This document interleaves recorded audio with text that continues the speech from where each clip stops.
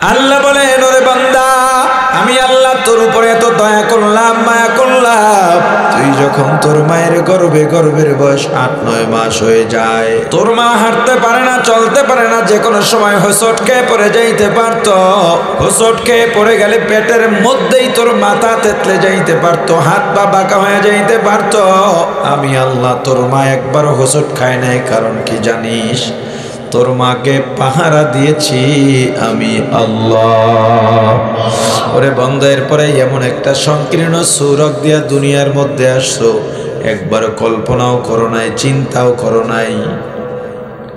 আমি আল্লাহ একটা সূরত থেকে তোকে আমি দুনিয়ার মধ্যে বের করলাম। তোর মায়ের প্রসব বেদনা যখন শুরু হয়, তোর মায়ের মনে হয়েছিল আসমানের উপরে মাথা চেপে পড়েছে, মাথার উপরে আসমান চেপে পড়েছে। তোর মা বাঁচবে বলেও আশা করে নাই। চিকিৎসা বিজ্ঞানীরা বলে একটা মানুষ যন্ত্রণা সহ্য করতে পারে 43 থেকে 45 ডিগ্রি পর্যন্ত, এর বেশি 1 ডিগ্রি যন্ত্রণা কোনো মানুষ সইতে পারে না। আজ পর্যন্ত 45 ডিগ্রির বেশি যন্ত্রণা নিয়ে পৃথিবীর কেউ বেঁচে আছে এমন কোনো রেকর্ড এই দুনিয়ায় নাই। কিন্তু একজন মা যখন সন্তান প্রসব করেন, ওই মায়ের যন্ত্রণার ডিগ্রি থাকে 52 থেকে 54। এরপরেও মা বেঁচে যান কেন জানো? বিজ্ঞানীরাও অবাক, মায়ের তো বাঁচার কথা নয়। আল্লাহ বলেন, ওরে বান্দা, তোর উপরে দয়া করে মায়া করে তোর মাকে বাঁচায় রাখি আমি আল্লাহ। কারণ তোর মায়ের চাইতে এত আদর যত্ন করে তোকে কেউ মানুষ বানাইতে পারবে না। দুনিয়ার মধ্যে আইলি একবারও কি ভাবছ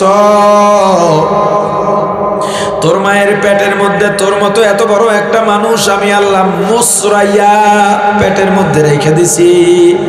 কিন্তু দুনিয়াতে আসার পরে তোকে যদি কেউ আমি আল্লাহ যেভাবে মুসরাইয়া রাখছি ওইভাবে যদি মুসরাইতে চায়, তুই মরে যাবি। বান্দারে এত দয়া করছি, মায়া করছি, মায়ের পেটের মধ্যে থেকে কি খাবি, কে খাওয়াবে? দুনিয়ার কোনো ডাক্তার, দুনিয়ার কোনো বিজ্ঞানীর ক্ষমতা নাই পেটের মধ্যে কিছু খাওয়াবে। আমি আল্লাহ ওই পেটের মধ্যেই তোকে আমি খাবারের ব্যবস্থা করছি। বান্দা, দুনিয়ায় আসছো, কান্না ছাড়া কোনো ভাষা নাই। ক্ষুধা লাগলো কাঁদিস, মশায় কামড়াইলো কাঁদিস, ব্যথা পাইলো কাঁদিস, শীত গরম লাগলো কেঁদে ফেলিস, আর কোনো ভাষা নাই। তোর ভাই বোন বলতে পারে না কখন কিসের জন্য কেঁদে ফেল। তোর মামু খালু বলতে পারে না, তোর খালা ফুফু তোর চাচারাও বলতে পারে না, এমনকি তোর বাবাও বলতে পারে না কখন কিসের জন্য কাঁদিস। কিন্তু বন্দা, যখনই কেঁদে দিস তোর মা বলতে পারে কিসের জন্য কাঁদো। এটা তোর মায়ের কারামতি নয়। আমি আল্লাহ তোর উপরে দয়া করে মায়া করে তোর মায়ের মধ্যে একটা সেন্সর লাগায় দিস রে বান্দা। তুই যখন ক্ষুধা লাগলে কাঁদিস, তোর মায়ের সেন্সরে ধরা পড়ে যায়, তোর মা তোকে খাবার দিয়া দেয় রে বান্দা। আমি যদি এই সেন্সর না দিতাম, তোর মা তোর চাহিদা বুঝতে পারতো না, তুই অসুস্থ হয়ে যাইতি, মারাও যাইতে পারতি রে বান্দা। এত দয়া করলাম, মায়া করলাম। আপনি একটু আমার কথাটা পরীক্ষা করে দেখবেন। যাদের ছোট ছেলে মেয়ে আছে, গভীর রাত আপনার বিবি ঘুমায়, হঠাৎ করে সন্তানের ঘুম ভেঙে গেছে, চিৎকার দিয়া কাঁদে। আপনি আর আপনার বিবিকে ডাক দিয়া বললেন, বিবি সন্তান কাঁদে, ওকে একটু খাবার দিয়া ঠান্ডা বানাও, কালকে আমার কাজ আছে, আমার একটু ঘুমাতে হবে, ঘুমে যেন ডিস্টার্ব না হয়। বিবি ডাক দিয়া বলে, ওর এখন ক্ষুধা নাই, তাহলে কাঁদে কেন? বলে, ফ্যানটা ছাইরা দেন। ফ্যান ছাড়ছেন তো কান্না বন্ধ। আবার আর একদিন হামাগুড়ি দিয়া মায়ের পিছনে কাঁদে আর হামাগুড়ি খায়। আপনি বললেন ওকে একটু খাওয়ায় দাও, কান্নাকাটি করে, তোমার কি দরদ লাগে না? বলে, আমার বহু কাজ আছে। ওর কাজই হলো কান্দা, খিদার জন্যে কাঁদে না। তাহলে কেন কাঁদে? একটু কোলে নেন, কোলে নিছেন, কান্না বন্ধ। আর একদিন আপনি বাইরের থেকে বাসায় ফিরছেন, আজকেও কাঁদে, আপনি কোলে নিলেন কিন্তু কান্না বন্ধ হয় না। আপনি আবার ডাক দিয়া বললেন, কি ব্যাপার, কান্না বন্ধ হয় না? কয় এখন কোলে থাকবে না, একটু আমার কাছে তেম খাওয়াইয়া দিই। আগের দিন কোলে ওঠার জন্য কাছে মা বলতে পারছে, আজকে আর কি দরদ লাগে না নয়, খাবারের জন্য কাঁদে, এটাও মা বুঝতে পারছে। আল্লাহ বলেন বান্দা এত দয়া করছি, এত মায়া করছি, এরপরে আমি আল্লাহ তোর জবানে আস্তে আস্তে ভাষা দিছি, মাড়িটা শক্ত বানাইছি, দাঁত দিছি, হাড্ডি শক্ত বানাইছি, এরপরে ভালো মন্দ তাফরিক করার জন্য, ব্যবধান করার জন্য জ্ঞান দিয়া দিলাম। বান্দায় একটা সময় তোকে যুবক বয়স দিলাম, তোর ভিতরে যৌবন দিলাম, যৌবন পাইয়াই বলিস আমি আল্লাহ বলতে কিচ্ছু চিনি না। ওরে বান্দা দুনিয়ায় তোর যত পদের খাবার দরকার, বান্দা কত নেয়ামত আমি আল্লাহ দিছি জানো? ওয়া ইন তাউদ্দু নি'মাতাল্লাহি লা তুহসুহা, আমি আল্লাহ এত নেয়ামত দিছি বান্দা, দুনিয়ার কেউ এই নেয়ামত গণনা করে শেষ করতে পারবে না।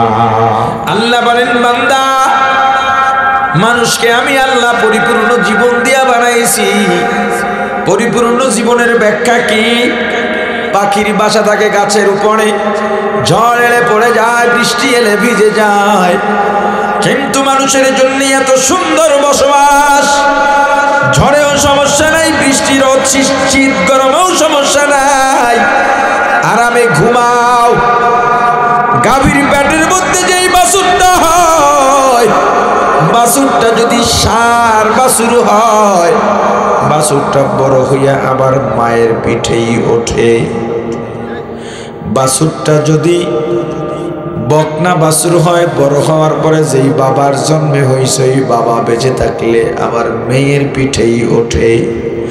আল্লাহ বলেন বান্দা কিন্তু তোদেরকে এত সুন্দর সিস্টেম দিয়েছি, যদি একবার কোনো মেয়েকে বিয়ে করে ফেলিস, আমি আল্লাহ ওই মেয়েটার জন্য সারা পৃথিবীর সব পুরুষকে হারাম বানায়া দিই।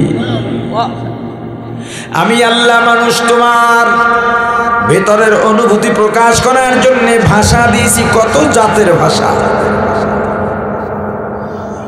এই যে ভাষা, কোনো পশুর মুখে আল্লাহ ভাষা দেন নাই, অনুভূতি প্রকাশ করার কোনো ভাষা দেন নাই। দুইটা গরুকে কোনোদিন দাঁড়ায় কথা বলতে দেখছেন ঘন্টার পর ঘন্টা? ছাগল, মহিষ, মাছ, পাখি, পশু।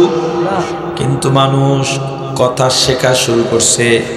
যখনই কথা শেখে ও পারুক আর না পারুক কইতেই থাকে। ছোট ছেলে মেয়ে দেখবে সারাদিন পটর পটর করতেই থাকে। এই যে কথা শুরু করলাম, বছর যায়, যুগ যায়, জীবন চলে যায়, মরার আগ পর্যন্ত কথা বলতেই থাকে। এত দয়া করার পর, মায়া করার পর, এত নিয়ামত দেওয়ার পর, কাইফা তাকফুরুনা বিল্লাহ, আমি আল্লাহর সঙ্গে কিভাবে কুফরি করো, নাফরমানি করো, অবাধ্য হও। অথচ তোমার কোনো অস্তিত্ব ছিল না, তোমরা মৃত ছিলে। ফাআহইয়াকুম, অতঃপর আমি আল্লাহ তোমাদের জীবন দিলাম, যেখানে যা দরকার সব দিয়া দিলাম। পৃথিবীর কোনো মানুষ বলতে পারবে না আমার এইটার অভাব আছে, যেই অভাব পূরণ করবার কোনো ব্যবস্থা দুনিয়ায় নাই। এটা বলতে পারবে না আমার অভাব আছে, আমার নাই, কিন্তু জিনিসটা আছে, আমি পাচ্ছি না। পৃথিবীতে মানুষ অপূর্ণ বলতে কিচ্ছু নাই, যে আমার এটা দরকার কিন্তু পৃথিবীতে নাই, এমন কথা বলার সুযোগ। যেখানে আপনার আমার অস্তিত্ব নাই, আল্লাহ এত সুন্দর একটা জীবন দিয়েছেন। নাম নিশানা নাহি ছিল,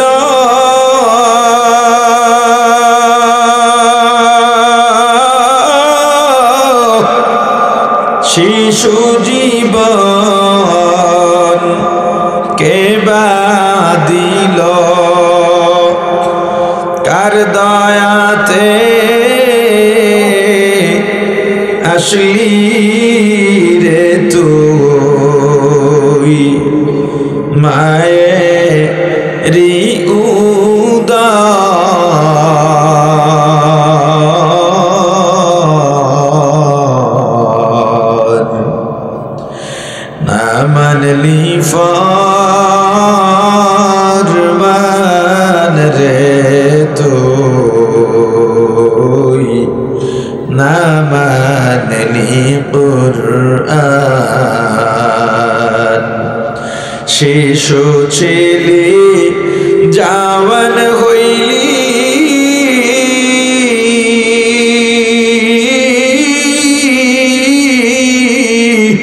নানা ভাবে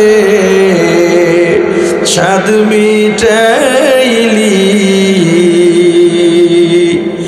আল্লাহ রাসূল ভুলে রইলি আশিয়া বুবা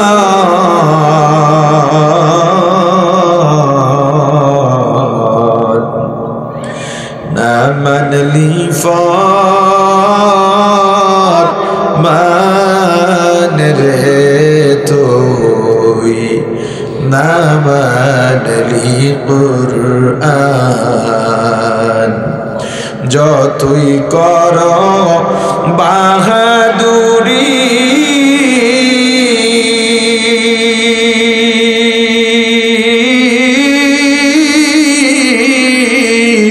এই দুনিয়া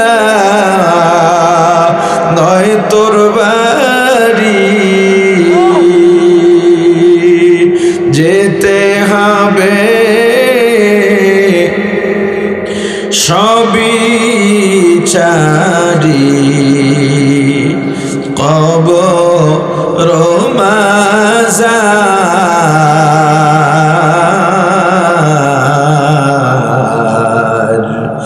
না মানলি মান রে তুই না মানলি কুরআন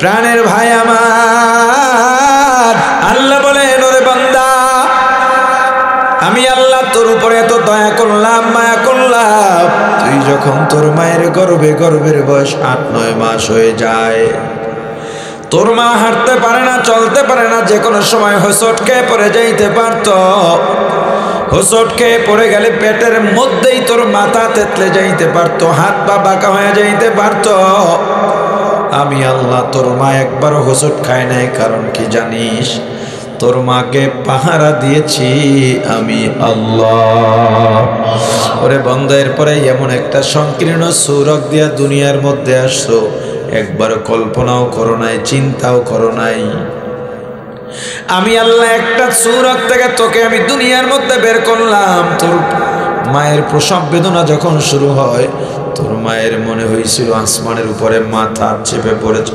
মাথার উপরে আসমান চেপে পড়েছে তোর মা বাঁচবে বলেও আশা করে নাই চিকিৎসা বিজ্ঞানীরা বলে একটা মানুষ যন্ত্রণা সহ্য করতে পারে 43 থেকে 45 ডিগ্রি পর্যন্ত এর বেশি 1 ডিগ্রি যন্ত্রণা কোনো মানুষ সইতে পারে না আজ পর্যন্ত 45 ডিগ্রির বেশি যন্ত্রণা নিয়ে পৃথিবীর কেউ বেঁচে আছে এমন কোনো রেকর্ড এই দুনিয়ায় নাই কিন্তু একজন মা যখন সন্তান প্রসব করেন ওই মায়ের যন্ত্রণার ডিগ্রি থাকে 52 থেকে 54 এরপরেও মা বেঁচে যান কেন জানো বিজ্ঞানীরাও অবাক মায়ের তো বাঁচার কথা নয় আল্লাহ বলেন ওরে বান্দা তোর উপরে দয়া করে মায়া করে তোর মাকে বাঁচায় রাখি আমি আল্লাহ কারণ তোর মায়ের চাইতে এত আদর যত্ন করে তোকে কেউ মানুষ বানাইতে পারবে না দুনিয়ার মধ্যে আইলি একবারও কি ভাবছ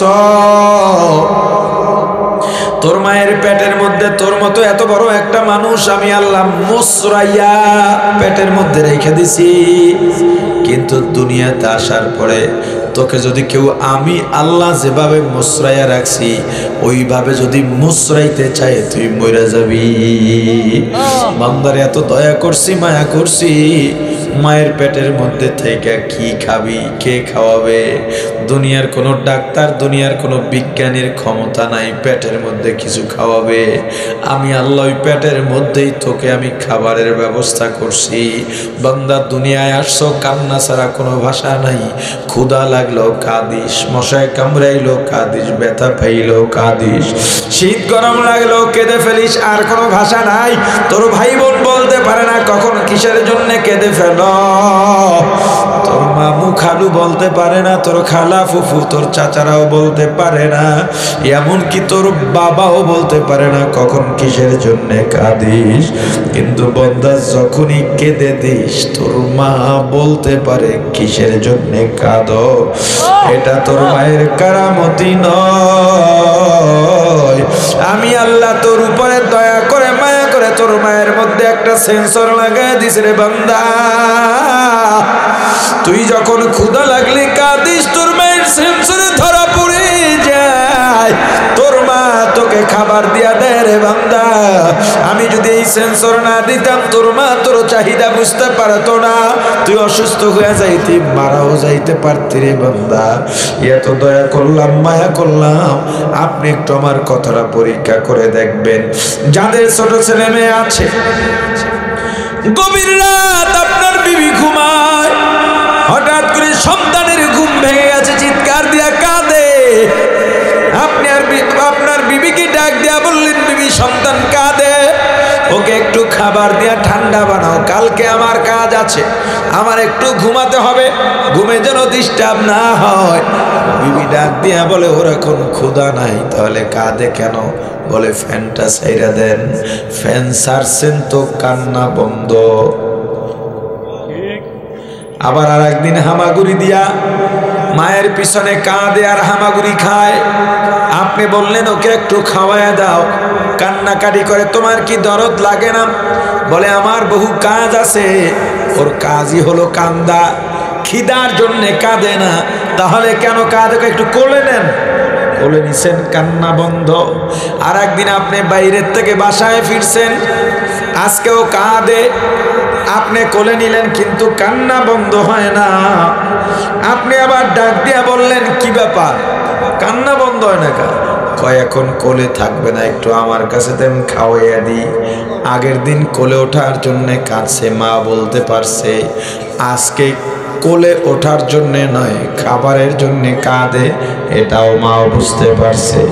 আল্লাহ বলেন বান্দা এত দয়া করছি, এত মায়া করছি, এরপরে আমি আল্লাহ তোর জবানে আস্তে আস্তে ভাষা দিছি, মাড়িটা শক্ত বানাইছি, দাঁত দিছি, হাড্ডি শক্ত বানাইছি, এরপরে ভালো মন্দ তাফরিক করার জন্য, ব্যবধান করার জন্য জ্ঞান দিয়া দিলাম। বান্দায় একটা সময় তোকে যুবক বয়স দিলাম, তোর ভিতরে যৌবন দিলাম, যৌবন পাইয়াই বলিস আমি আল্লাহ বলতে কিচ্ছু চিনি না। ওরে বান্দা দুনিয়ায় তোর যত পদের খাবার দরকার, বান্দা কত নেয়ামত আমি আল্লাহ দিছি জানো? ওয়া ইন তাউদ্দু নি'মাতাল্লাহি লা তুহসুহা। আমি আল্লাহ এত নেয়ামত দিছি বান্দা, দুনিয়ার কেউ এই নেয়ামত গণনা করে শেষ করতে পারবে না। হাকিকত সে तो दुनिया बेखबर है, दुनिया की नुमाइश पर नजर है।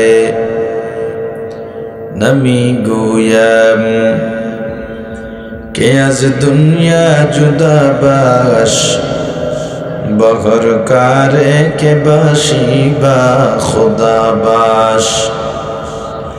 सिस्ते दुनिया आज खुदा गाफिल बुदर, कमाशो नुकरहु फर्जिंदजान। दुनिया में हो दुनिया का तलबगार नहीं हो,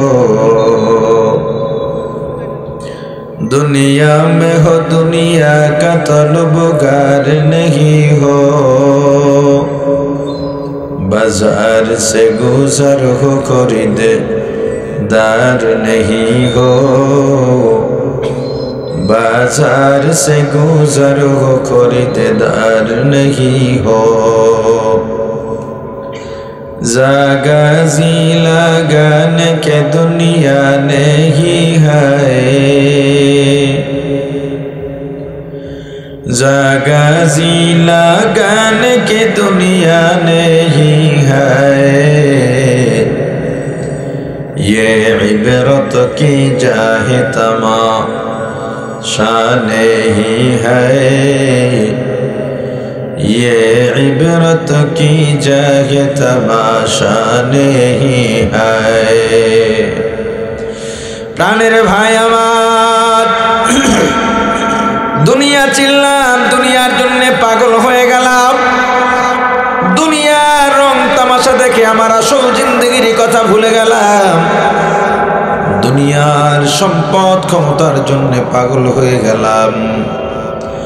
অথচ একবারও হিসাব করি নাই দুনিয়া টাকা পয়সা ক্ষমতা মানুষকে খাওয়াইতে পারে না, বাঁচাইতে পারে না, শান্তিও দিতে পারে না। টাকা পয়সা সম্পদ ক্ষমতা যদি মানুষকে বাঁচাইতে পারতো, খাওয়াইতে পারতো, শান্তি দিতে পারতো, বেশি দিন আগের কথা নয়, মাত্র কয়েক বছর আগের কথা, বাংলাদেশের এক নম্বর ধনী বা শিল্পপতি ছিল কিশোরগঞ্জের বাজিতপুরের জহুরুল হক। কত টাকার মালিক ছিল নিজেও জানতো না। এরপরেও মারা যাওয়ার 6 মাস আগে এতটা অসুস্থ হয়ে গেছে, হাসপাতালের বিছানায় শুইয়া পাইপ দ্বারা তরল খাবার খাইছে, কোরমা পোলাও বিরিয়ানি গোস্ত ভাত খাইতে পারে নাই। বর্তমানেও বহু শিল্পপতি দেখা যায় আপনার বাড়ি দাওয়াত দেবেন, সেই বলে আমি গরুর গোস্ত খাই না, মুরগি খাই না, দুধ খাই না, দধি খাইতে পারি না, মিষ্টি খাই না। আছে না নাই? আপনি তাকে বলেন ভাই আপনার তো টাকা পয়সার অভাব নাই, উন্নত চিকিৎসা করে জিহ্বার মধ্যে রুচি বাড়ান। বড়লোক জবাব দিয়া বলবে টাকা দিয়া চাইলে বাঘের খামারও করা যায়, কিন্তু টাকা দিয়া মুখে বা জিহ্বায় রুচি বাড়ানো যায় না। প্রমাণ হয়ে গেল টাকা পয়সা থাকলেই মানুষ খাইতে পারে। পক্ষান্তরে একজন গরিবের দিকে তাকাও, দিন আনে দিন খায়, যেদিন কাজ করতে পারে ঘরের চুলায় আগুন জ্বলে, যেদিন কাজ করতে পারে না ঘরের চুলায় আগুন জ্বলে না। এরপরেও খবর নিলে দেখা যায় ওই গরিবের অভাবী সংসারে শান্তির কোনো অভাব নাই। কোটি টাকার মালিকে দেখো অভাব হয় না দূর, কোটি টাকার মালিকে দেখো অভাব হয় না দূর, গরিবে ঘুমায় গাছতলাতে মনটা বাহাদুর। হৃদয়ে তাকিবে যাহার নম্র সদা, রহমত আসিবে তথা আল্লাহর ওয়াদা।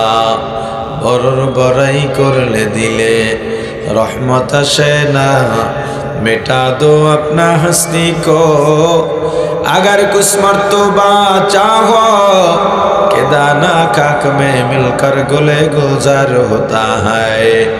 बरर बराई करले दिले रहमत आसे ना, নিজেকে নিজে ছোট মনে করিও সদা। উঁচু জায়গার পানি যেমন নিচু দিকে যায়, তেমনি আল্লাহর রহমত আসে নম্র হৃদয়। ফেরাউনের লাশটা দেখো মিশর জাদু ঘরে, খায় না কোনো পোকা মাকড় সবাই ঘৃণা করে। জ্ঞানী যারা বুঝে তারা শুধু ইশারায় নির্বোধকে বুঝাইতে কে পারে কোথায়। তরকারির মতো তরকারি হলে অল্প জালে সিজে, বুদ্ধিমান মানুষ হলে ইশারাতেই বোঝে। এত উন্নত চিকিৎসা করার পর জহুরুল হক বাঁচতে পারে নাই। এই দেশের বড় বড় লিডার, বড় বড় আলেম বাঁচতে পারে নাই। দুনিয়ার যত বড় টাকাওয়ালা হও না কেন, এমন বিল্ডিং বানাইবা যে বিল্ডিং একটা পোকা মাকড় ঢুকতে পারে না, এমন ভাবে ইনটেক বানাইলেও আজরাইল সময় হলে আজরাইলকে কেউ কখনো ঠেকাইতে পারবে না। প্রাণের ভাই আমার,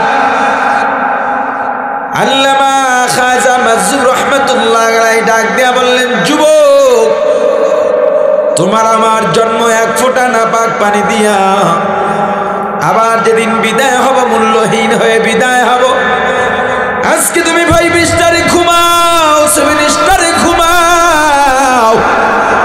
তোমার জুতা পলিশ করার জন্য লোক আছে, তোমার বাথরুম পরিষ্কার করার জন্য লোক আছে, তোমার বিছানা বিছায় দেওয়ার জন্য আলাদা লোক নিয়োগ দেওয়া আছে। কিন্তু আজরাইল যেদিন দাঁড়ায় যাবে সেদিন 5 তলা থেকে টেনে হিসে ওই কাজের লোকগুলাই তোমাকে নিচতলায় নামাবে। ওরে যুবক, সেদিন কোনো মূল্য থাকবে না। আজকে তুমি যেখান থেকে যাও মানুষ তাকায় থাকে, সামনেও রিসিপশনের গাড়ি, পেছানো রিসিপশনের গাড়ি। যেখানে যাও চেয়ার ছেড়ে বড় চেয়ারটা তোমাকে দেওয়া হয়, ভিআইপি সেবা নিয়ে ঘোরো। কিন্তু চক্ষু দুইটা যখনই বন্ধ হয়ে যাবে রে আল্লাহর গোলাম যুবক, এই দুনিয়ার কোনো মানুষ মায়া তো করবেই না, বরং মাথার নিচের থেকে বালিশটা পর্যন্ত কেড়ে নিয়ে যাবে। যুবক, তোমার আমার জন্ম এক ফোঁটা নাপাক পানি দিয়া বিদায় মূল্যহীন হইয়া, মাঝখানের সময়টা পেটের মধ্যে প্রসাব পায়খানার বোঝা নিয়ে বেড়াবো। ওরে যুবক বলো, যার জন্ম নাপাক দিয়া বিদায় মূল্যহীন হইয়া, মাঝখানের সময়টা বাথরুমের টাঙ্কির ভূমিকায় কাটায়, ওই মানুষটা কোনোদিন জমিনে দাপড়াইয়া দাপড়াইয়া হাঁটতে পারেনি, অহংকার দেখাইতে পারেনি। যুবকার দেরি করে নাই, চিৎকার দিয়া হুজুরকে জড়ায় ধরছে, হুজুর ক্ষমা চাই, আমাকে তওবা করায় দেন। কোনো মানুষ যদি একবার চিন্তা করতো আমার শুরু কিভাবে শেষ কিভাবে, মাঝখানের সময়টা কেমন, কোনো মানুষ দুনিয়ার মধ্যে আর মাথা উঁচু করে উঁচু গলায় কথা বলতে পারতো না।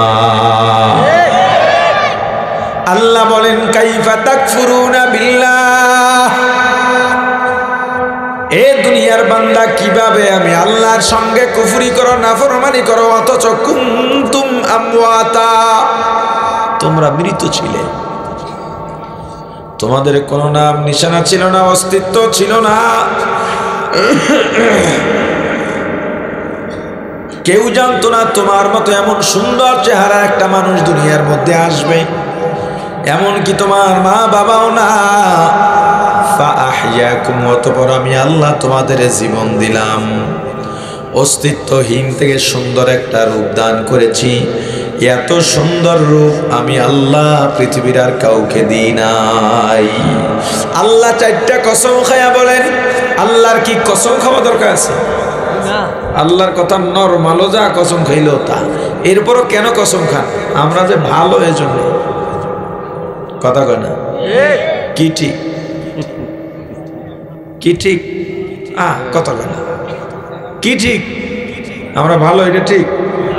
হ্যাঁ, ছেলে মেয়ে অন্যায় করলে মা রাগ করে বলেন, কসম দিয়া বলেন, আল্লাহর কসম তুই যদি আমার সন্তান হইয়া থাকিস, এই কাজটা তুই করিস না, তাহলে আর তোর পরিচয় দিতাম না।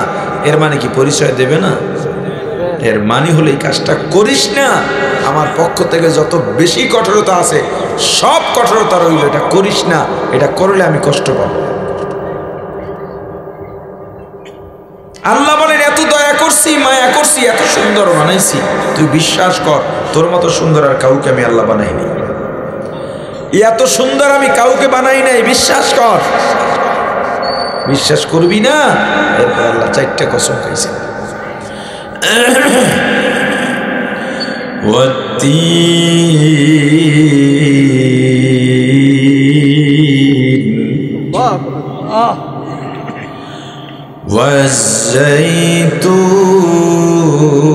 والزيتون وطور سينين وهذا البلد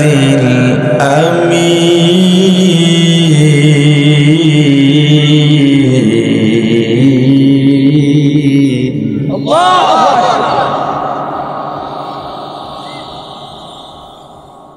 والتين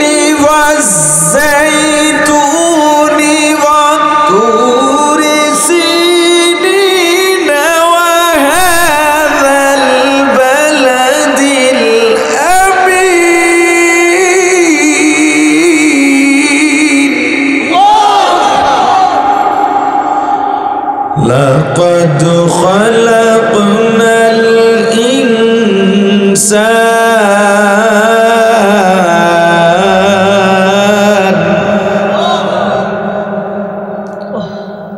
লাকাদ খালাকনাল ইনসান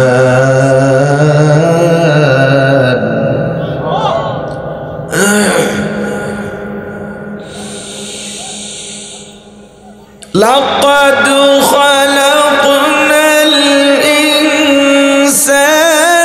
في أحسن تقويم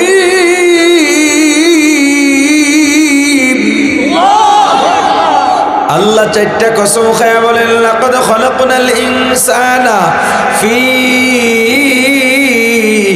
আহসানি তাকওয়িম আমি আল্লাহ অবকাঠামোগত দিক থেকে সূরতের দিক থেকে চেহারার দিক থেকে শারীরিক গঠনের দিক থেকে আমি আল্লাহ পৃথিবীর সবথেকে মানুষকে সুন্দর করে বানাইছি শক্তির সাথে 100 মানুষও পেরে ওঠে না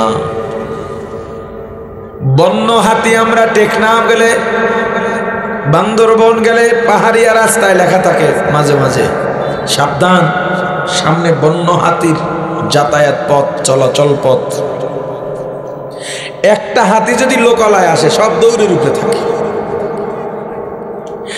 এত শক্তি একটা হাতির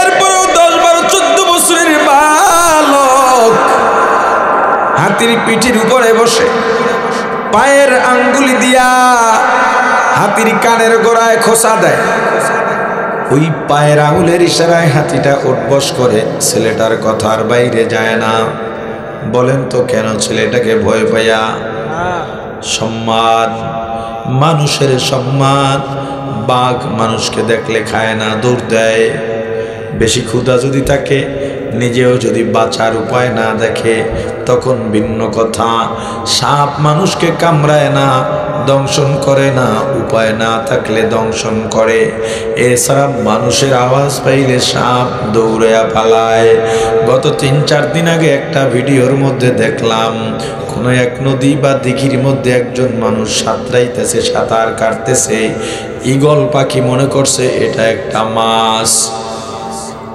ঈগল পাখির ক্ষমতা আর সত্যি কত জানেন আপনার আমার মতো একটা আস্থা মানুষ উঠায় নিয়ে যাবে কিচ্ছু করার নেই ছোটারও শক্তি নেই বড় বড় হরিণ দুম্বা ভেড়া উঠায় নিয়ে যায় পায়ের নখ দিয়া ধরলে ছুটতে পারে না নদীর ভিতর থেকে বিশাল আকৃতির মাছ উঠায় নিয়ে যায় খাইতে সময় লাগে অল্প সময় ঈগল পাখি উপর থেকে তাক করে আসছে আমি এগুলোর অনেক ভিডিও দেখছি একবারে ভিতরে ঢুকে যায় মাছ ধরে ওঠে পায়ের ভিতরে মাছ এরপর ওই পানি থেকে উঠতে 1 মিনিট লাগে তার এত বিশাল পাখা আর দেহ ঈগল পাখি আর যে এইমটা করে টার্গেট বড় মারাত্মক ক্ষিপ্র গতিতে যায় চোখের পাওয়ার অনেক এরপরেও লোক সাঁতার কাটতেছে ও মনে করছে মাছ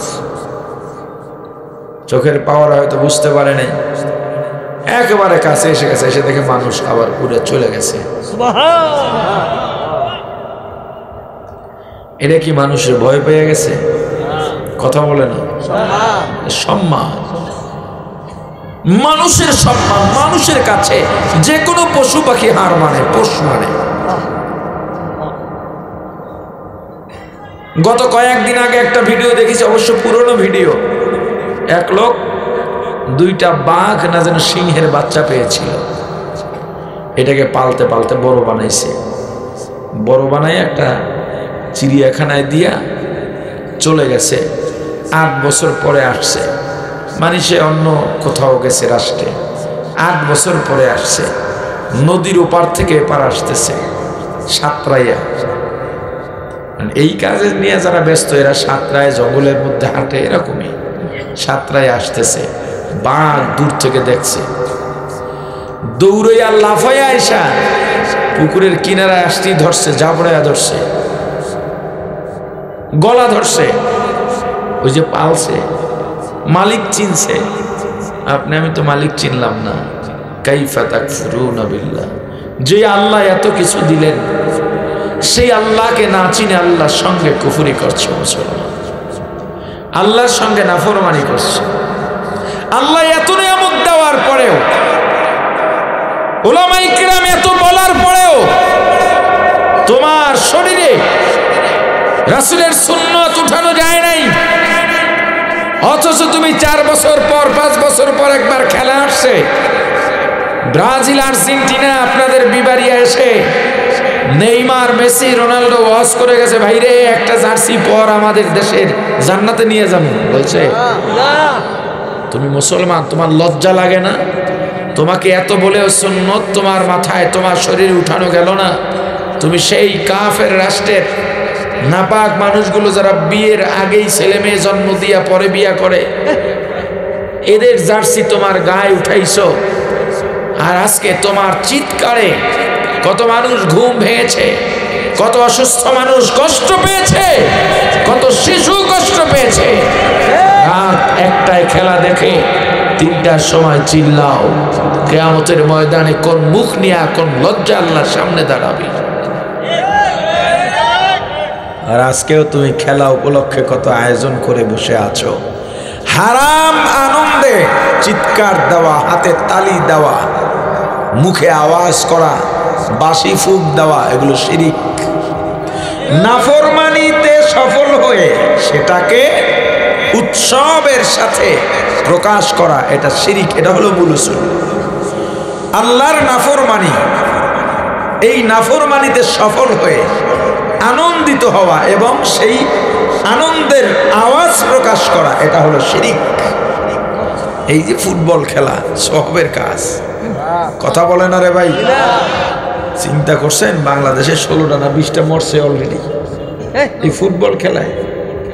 হেডটা ঠক যে হার্ট অ্যাটাক করে একটা মরছে, পতাকা লাগাইতে গিয়ে মরছে, মারামারি করতে গিয়ে মরছে। কি নিয়ে মারামারি করে?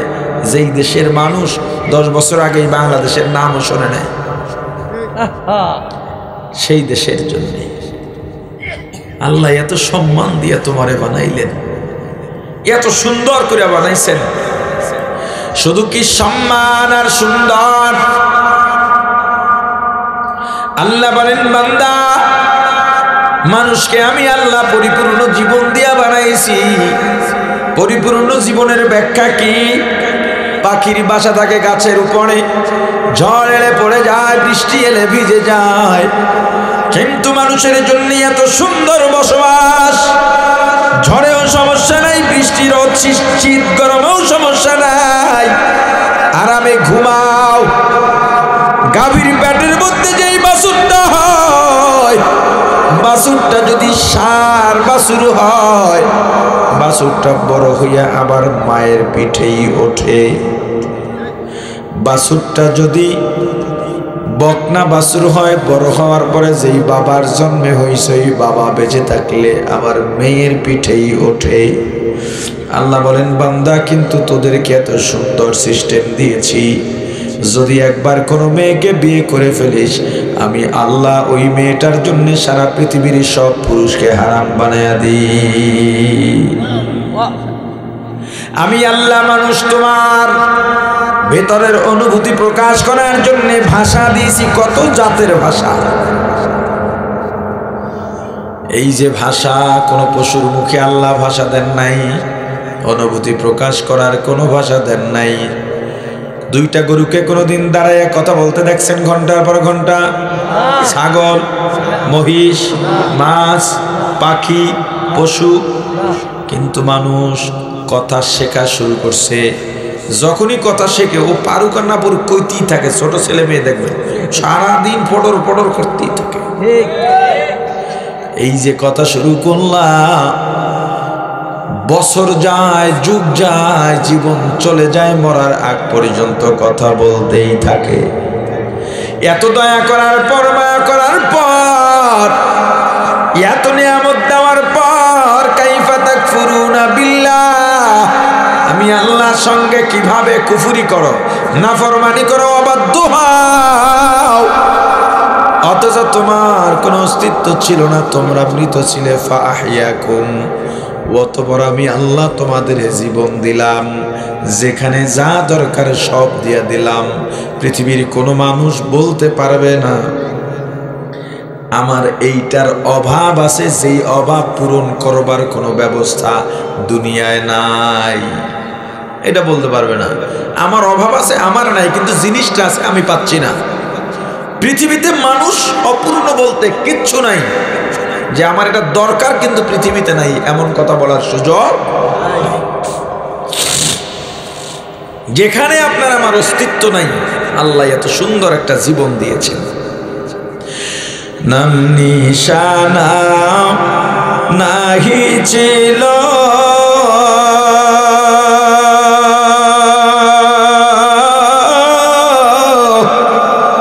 শিশু জীবন কে বা দিল, কার দয়াতে আসলি রে তুই, মায়েরি উদার,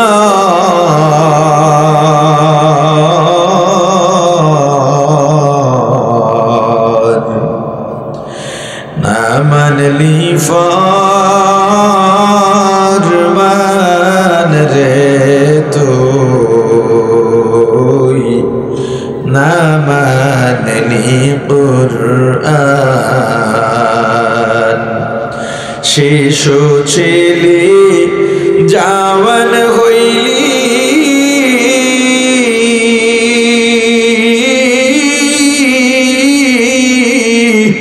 নানা ভাবে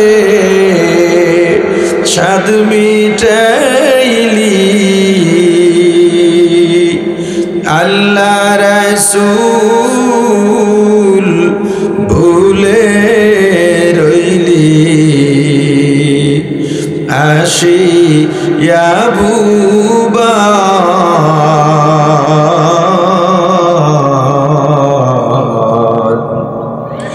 না মানলি ফরমান রে তুই, না মানলি কুরআন। যতই কর বাহাদুরি,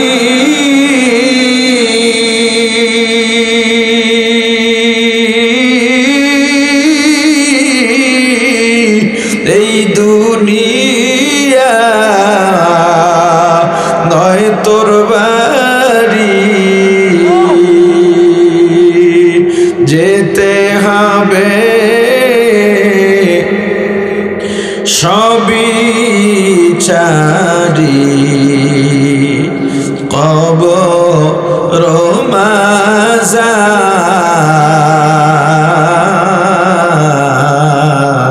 মাজার, না মানলি ফরমান রে তুই, না মানলি কুরআন। প্রাণের ভাই আমার, আল্লাহ বলেন ওরে বান্দা, আমি আল্লাহ তোর উপরে এত দয়া করলাম, মায়া করলাম, তুই যখন তোর মায়ের গর্ভের বয়স 8-9 মাস হয়ে যায়, তোর মা হাঁটতে পারে না, চলতে পারে না, যে কোনো সময় হোঁচট খেয়ে পড়ে যাইতে পারত। হোঁচট খেয়ে পড়ে গেলে পেটের মধ্যেই তোর মাথা তেতলে যাইতে পারত, হাত পা বাঁকা হয়ে যাইতে পারত। আমি আল্লাহ তোর মা একবার হোঁচট খায় নাই, কারণ কি জানিস? তোর মাকে পাহারা দিয়েছি আমি আল্লাহ। ওরে বন্ধ, এরপরে এমন একটা সংকীর্ণ সূরত দিয়া দুনিয়ার মধ্যে আসছো, একবার কল্পনাও করো নাই, চিন্তাও করো নাই। আমি আল্লাহ একটা সূরত থেকে তোকে আমি দুনিয়ার মধ্যে বের করলাম। তোর মায়ের প্রসব বেদনা যখন শুরু হয়, তোর মায়ের মনে হয়েছিল আসমানের উপরে মাথা চেপে পড়েছে, মাথার উপরে আসমান চেপে পড়েছে। তোর মা বাঁচবে বলেও আশা করে নাই। চিকিৎসা বিজ্ঞানীরা বলে একটা মানুষ যন্ত্রণা সহ্য করতে পারে 43 থেকে 45 ডিগ্রি পর্যন্ত, এর বেশি 1 ডিগ্রি যন্ত্রণা কোনো মানুষ সইতে পারে না। আজ পর্যন্ত 45 ডিগ্রির বেশি যন্ত্রণা নিয়ে পৃথিবীর কেউ বেঁচে আছে এমন কোনো রেকর্ড এই দুনিয়ায় নাই। কিন্তু একজন মা যখন সন্তান প্রসব করেন, ওই মায়ের যন্ত্রণার ডিগ্রি থাকে 52 থেকে 54। এরপরেও মা বেঁচে যান কেন জানো? বিজ্ঞানীরাও অবাক, মায়ের তো বাঁচার কথা নয়। আল্লাহ বলেন, ওরে বান্দা, তোর উপরে দয়া করে মায়া করে তোর মাকে বাঁচায় রাখি আমি আল্লাহ। কারণ তোর মায়ের চাইতে এত আদর যত্ন করে তোকে কেউ মানুষ বানাইতে পারবে না। দুনিয়ার মধ্যে আইলি একবারও কি ভাবছ তোর মায়ের পেটের মধ্যে তোর মতো এত বড় একটা মানুষ আমি আল্লাহ মুসরাইয়া পেটের মধ্যে রেখে দিছি? কিন্তু দুনিয়াতে আসার পরে তোকে যদি কেউ আমি আল্লাহ যেভাবে মুসরাইয়া রাখছি ওইভাবে যদি মুসরাইতে চায় তুই মরে যাবি। বান্দারে এত দয়া করছি, মায়া করছি, মায়ের পেটের মধ্যে থেকে কি খাবি, কে খাওয়াবে? দুনিয়ার কোনো ডাক্তার, দুনিয়ার কোনো বিজ্ঞানীর ক্ষমতা নাই পেটের মধ্যে কিছু খাওয়াবে। আমি আল্লাহ ওই পেটের মধ্যেই তোকে আমি খাবারের ব্যবস্থা করছি। বান্দা দুনিয়ায় আসছো, কান্না ছাড়া কোনো ভাষা নাই। ক্ষুধা লাগলো কাঁদিস, মশায় কামড়াইলো কাঁদিস, ব্যথা পাইলো কাঁদিস, শীত গরম লাগলো কেঁদে ফেলিস, আর কোনো ভাষা নাই। তোর ভাই বোন বলতে পারে না কখন কিসের জন্য কেঁদে ফেল। তোর মামু খালু বলতে পারে না, তোর খালা ফুফু তোর চাচারাও বলতে পারে না, এমনকি তোর বাবাও বলতে পারে না কখন কিসের জন্য কাঁদিস। কিন্তু বন্দা যখনই কেঁদে দিস তোর মা বলতে পারে কিসের জন্য কাঁদো। এটা তোর মায়ের কারামতি নয়। আমি আল্লাহ তোর উপরে দয়া করে মায়া করে তোর মায়ের মধ্যে একটা সেন্সর লাগাই দিস রে বান্দা। তুই যখন ক্ষুধা লাগলে কাঁদিস তোর মায়ের সেন্সরে ধরা পড়ে যায়, তোর মা তোকে খাবার দিয়া দেয় রে বান্দা। আমি যদি এই সেন্সর না দিতাম তোর মা তোর চাহিদা বুঝতে পারতো না, তুই অসুস্থ হয়ে যাইতি, মারাও যাইতে পারতি রে বান্দা। এত দয়া করলাম, মায়া করলাম। আপনি একটু আমার কথাটা পরীক্ষা করে দেখবেন। যাদের ছোট ছেলে মেয়ে আছে, গভীর রাত আপনার বিবি ঘুমায়, হঠাৎ করে সন্তানের ঘুম ভেঙে গেছে, চিৎকার দিয়া কাঁদে। আপনি আর আপনার বিবিকে ডাক দিয়া বললেন, বিবি সন্তান কাঁদে, ওকে একটু খাবার দিয়া ঠান্ডা বানাও, কালকে আমার কাজ আছে, আমার একটু ঘুমাতে হবে, ঘুমে যেন ডিস্টার্ব না হয়। বিবি ডাক দিয়া বলে, ওর এখন ক্ষুধা নাই, তাহলে কাঁদে কেন? বলে ফ্যানটা ছাইরা দেন। ফ্যান ছাড়ছেন তো কান্না বন্ধ। আবার আর একদিন হামাগুড়ি দিয়া মায়ের পিছনে কাঁদে আর হামাগুড়ি খায়। আপনি বললেন ওকে একটু খাওয়ায় দাও, কান্নাকাটি করে, তোমার কি দরদ লাগে না? বলে আমার বহু কাজ আছে।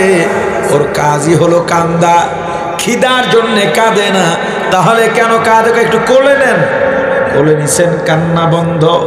আর একদিন আপনি বাইরের থেকে বাসায় ফিরছেন, আজকেও কাঁদে, আপনি কোলে নিলেন কিন্তু কান্না বন্ধ হয় না।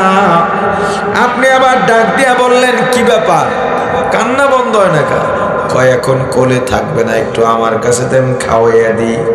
আগের দিন কোলে ওঠার জন্য কাঁদছে, মা বলতে পারছে। আজকে কোলে ওঠার জন্য নয়, খাবারের জন্য কাঁদে, এটাও মা বুঝতে পারছে।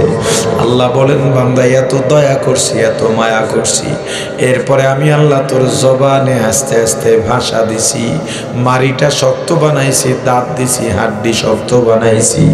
এরপরে ভালো মন্দ তাফরিক করার জন্য, ব্যবধান করার জন্য জ্ঞান দিয়া দিলাম।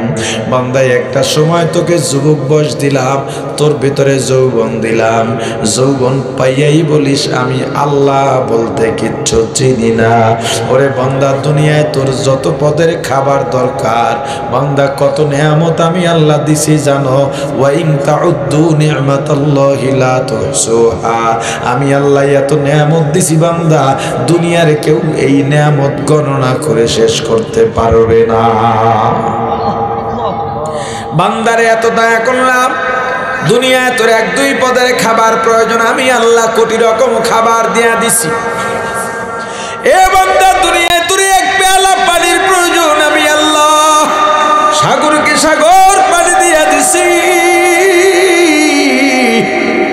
বান্দারে তোর একটু অক্সিজেনের প্রয়োজন, আমি আল্লাহ আসমান ও জমিনের মাঝখানের জায়গাটা অক্সিজেন দিয়ে ভরে দিয়েছি। এরপরেও কাইফা তাকফুরুনা বিল্লাহ, আমি আল্লাহ এত দয়া করার পর, মায়া করার পর কিভাবে আমি আল্লাহর সঙ্গে কুফরি করো, নাফরমানি করো। বান্দা সারাদিন কাজ করলে ক্লান্ত হয়ে যাস, আমি আল্লাহ রাত্র দিলাম বিশ্রামের জন্যে, অথচ আমি আল্লাহ লা তাখুযুহু সিনাতু ওয়ালা নাওম, আমি আল্লাহ ঘুমাই না, আমি আল্লাহকে তন্দ্রায় ধরতে পারে না। কারণ কি জানিস? বান্দারে গভীর রাতে উঠে তুই যদি আমি আল্লাহকে আল্লাহ বলে ডাক দিস, ওই সময় আমি আল্লাহ যদি ঘুমায়া থাকি, তোর ডাকে সাড়া দেবে কে?